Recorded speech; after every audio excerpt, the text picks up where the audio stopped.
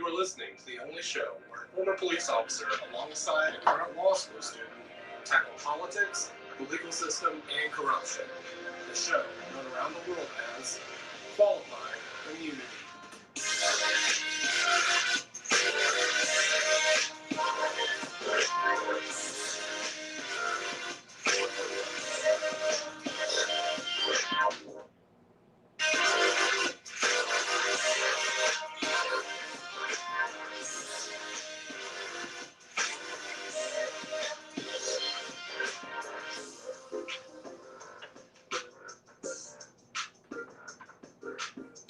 Ready to talk about divorce?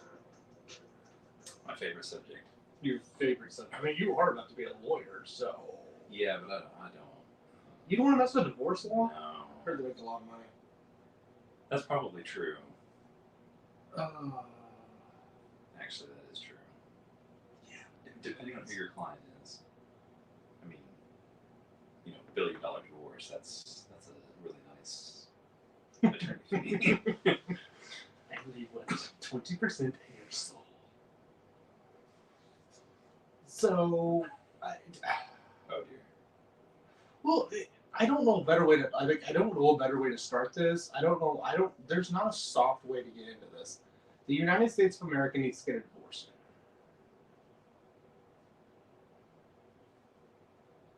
Okay. Explain.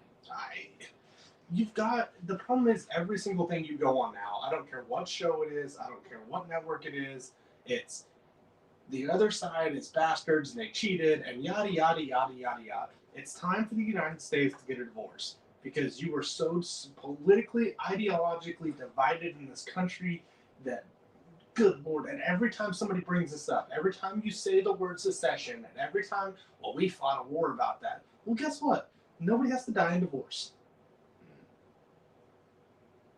You go your way, we'll go our way.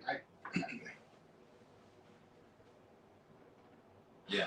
I don't understand why it has to be a big ordeal. Because there's obviously two very different fractions of the country that have two very different visions for the country that want two very different things out of the future of the country that is known as the United States of America.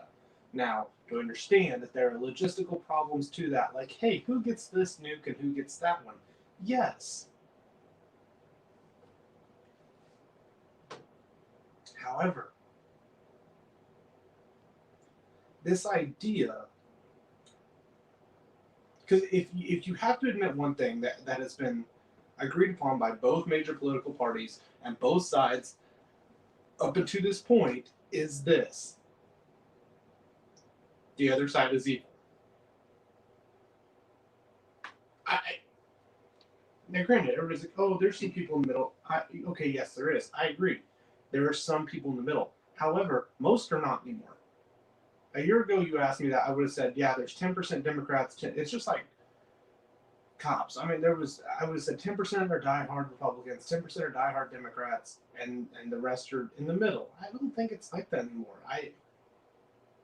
You got the Trump crowd, and like. Well, I mean, sometimes I talk to people that are, just not interested in politics, and even then, like, you still have people. It kind of depends on what house they grew up in, what kind of house they grew up in. But if you mention the Democrats or the Republicans, usually you get some sort of a reaction. I mean, even the people that are not involved are partisan, which is exactly really weird. And then you have what I call reasonable people. Well, the problem becomes, though, it doesn't matter. Like, Obama polarized one side, Trump polarized the other side, and now you're one or the other. And it doesn't matter where in the country you go. Yeah. Like, Obama polarized the left. I get that. However,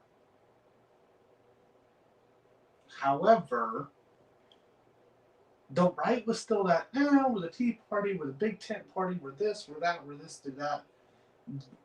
That died when it came to Trump getting elected.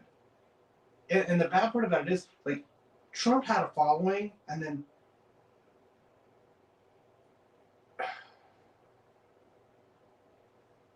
Trump had a following, and then he won the biggest upset known to mankind, and everybody's like, "Oh hell yeah, this dude can win."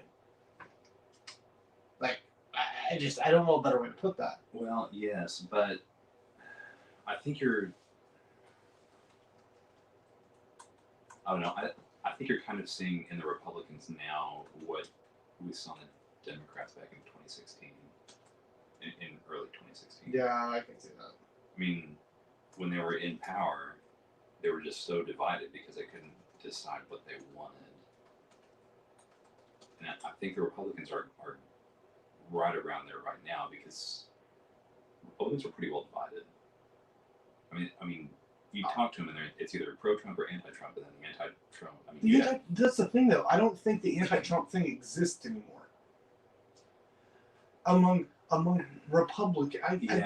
Maybe with some registered Republicans, there's still a fragment, but it's just like Democrats when it came to Obama. There was no. The Joe Manchins almost got pushed out. Yeah, that is fair. I do think a lot of the anti-Trump people within the Republican Party have left. I do think they're. I don't know if they're anti-Trump, but I think they're uncomfortable with Trump. I think there are some of those left, but I don't think they're anti-Trump anymore. I think you're right. You might be right on that. But this deal about political divorce, the weird part about it is when you talk to people, when you talk to Republicans about, California sitting there like, oh yeah, let them go, like just let them go. We can do without them.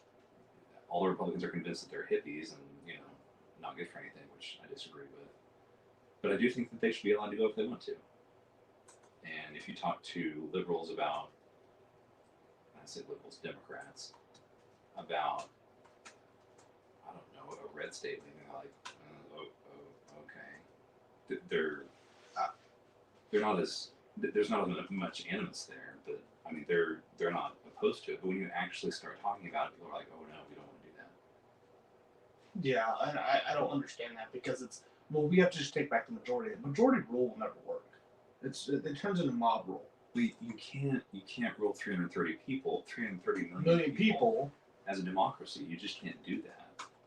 I mean, you're going to end up inevitably abusing 150 million people. I mean, that's just the way that works.